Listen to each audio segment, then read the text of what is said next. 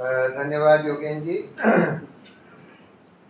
योगेन जी ने आपको एक पिक्चर दे दी है कि वेस्ट बंगाल में क्या हो रहा है। देखिए, जब ये सरकार आई थी 2014 में, तो ये कहकर आई थी कि हम हिंदुस्तान को हिंदू राष्ट्र बनाएंगे। मतलब ये था कि सिर्फ हिंदुओं को कम से कम वोट देने का अधिकार सिर्फ हिंदुओं को होगा, ये उनका मतलब था हिंदू राष्ट्र।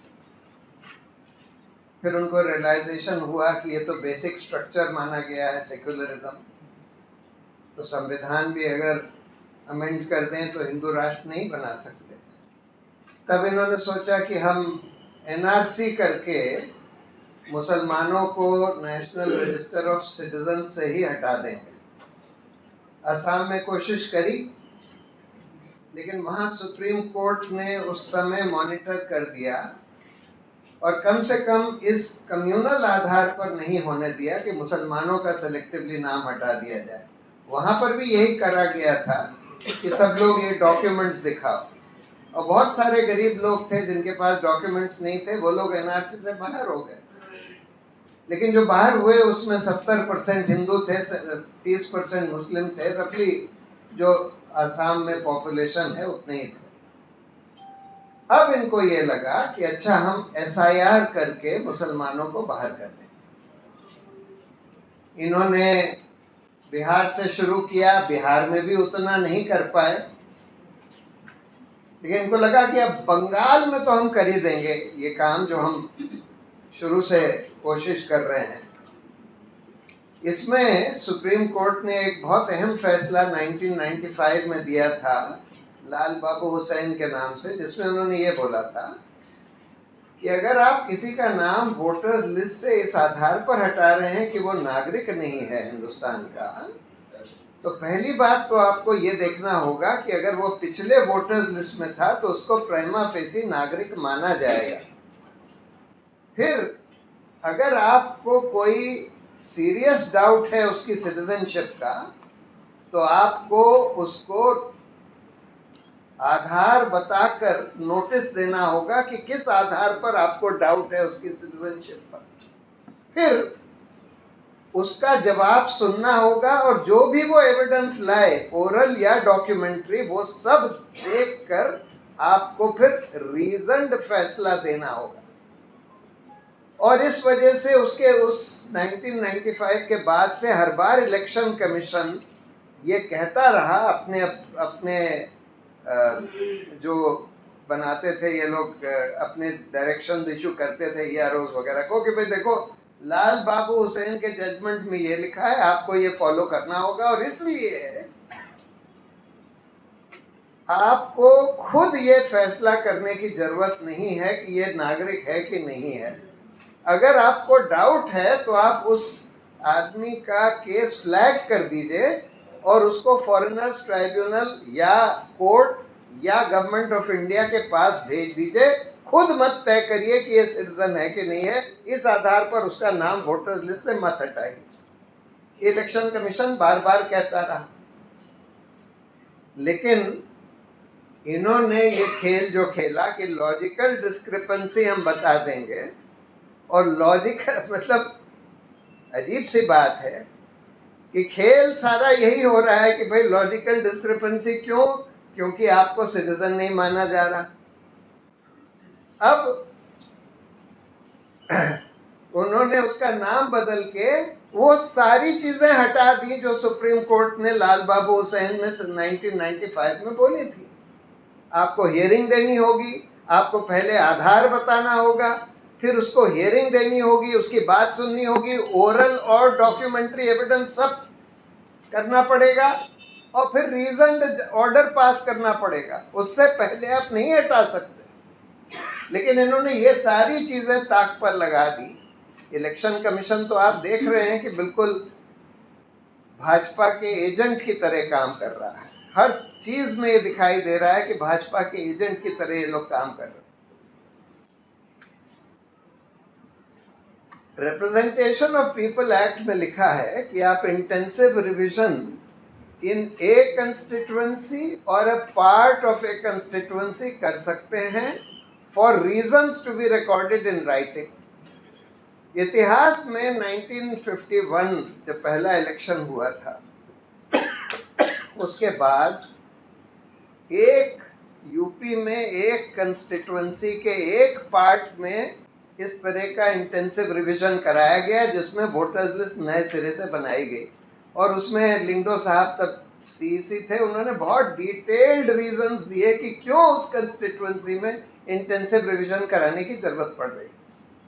यहाँ पर सुप्रीम कोर्ट में शुरू से ये बोला। अच्छा, दूसरी चीज, इलेक्शन कमीशन बार बार कह चुका है, कम से कम 6 बार कह चुका है कि इंटेंसिव रिवीजन 6 महीने लगते हैं मिनिमम, और इंटेंसिव रिवीजन अगर इलेक्शन 6 महीने से कम में होने वाला हो तो इंटेंसिव रिवीजन उस राज्य में नहीं कराया जाए।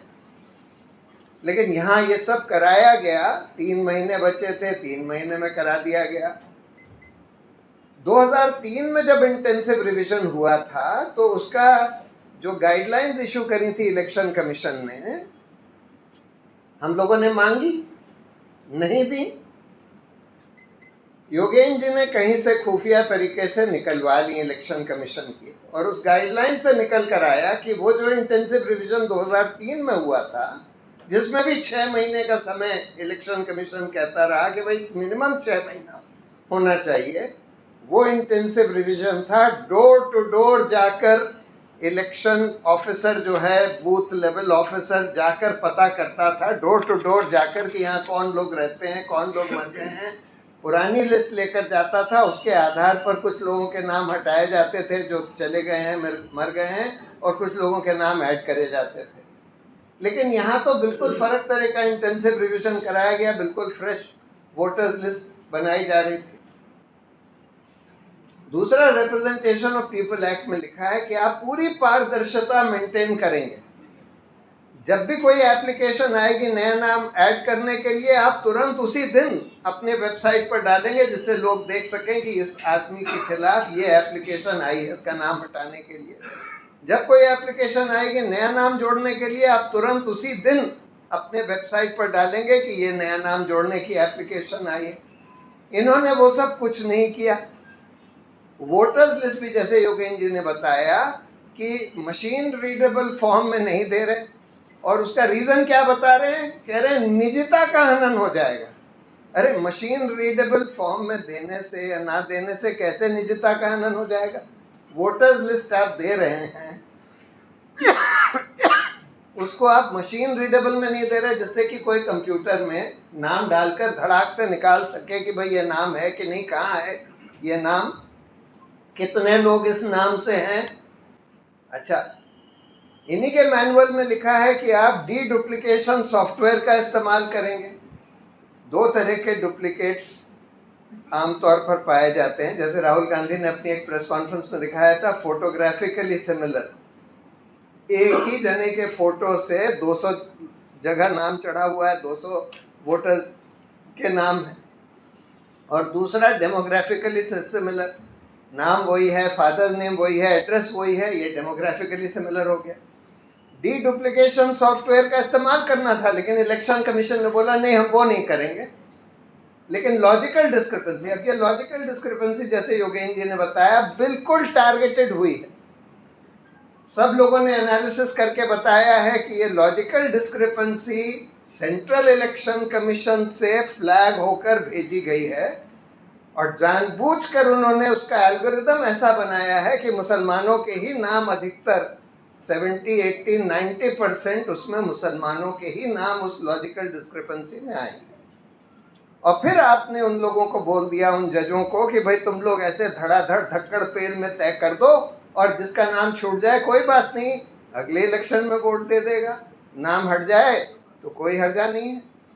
यानी कि ये वोटिंग राइट को ऐसे ट्रीट कर रहे हैं। देखिए, लॉ ये है, और लाल बाबू हुसैन में भी ये कहा गया, अगर डाउट है तो उसका नाम रहेगा, जब तक आप प्रूव ना कर दें कि वो नॉन सिटीजन है, और ऑर्डर ना दे दें तब तक नाम नहीं हटाया जा सकता। उसको अपॉर्चुनिटी फॉर हियरिंग देनी पड़ेगी, उसको सारा एविडेंस प्रोड्यूस करने की अपॉर्चुनिटी देनी पड़ेगी। लेकिन आप इस तरह से धक्कड़ पेल में नाम हटा रहे हैं। और बहुत ही दुर्भाग्य की बात है कि सुप्रीम कोर्ट इस सब इलीगैलिटीज के बावजूद, क्या क्या इलीगैलिटी, पहली बात तो आप पूरे देश में नए सिरे से वोटर्स लिस्ट बना रहे हैं जिसकी कोई अथॉरिटी नहीं है कानून में। उसके बाद आप इतना धक्कड़ पेल में 3 महीने के अंदर होने दे रहे हैं, जबकि इलेक्शन कमीशन खुद कह चुका है कि 6 महीने से कम में नहीं हो सकता। तीसरी बात, आप ये सब लॉजिकल डिस्क्रिपेंसी के आधार पर 27 लाख लोगों का नाम काटने दे रहे हैं ऐसे धक्कड़ पेल में।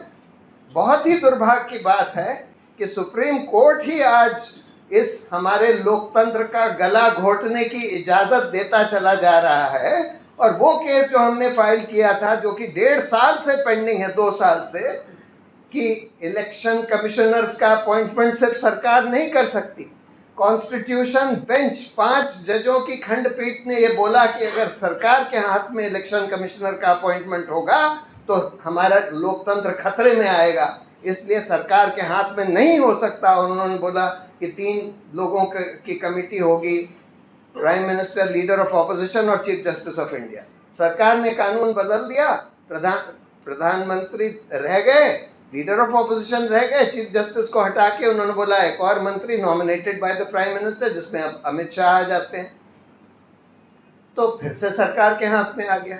इस कानून को हम लोग ने चुनौती दी। और देखिए, चुनौती तो बिल्कुल सिंपल है। हम तो ये कह रहे हैं कि भाई 5 जजेस ये तय कर चुके हैं कि अगर सरकार के हाथ में होगा इनका चयन तो फिर हमारा लोकतंत्र खतरे में आ जाएगा, हमारे बेसिक स्ट्रक्चर का हनन हो जाएगा। इसको तय करने में कितना समय लगता है, आप उसको टालते चले जा रहे हैं।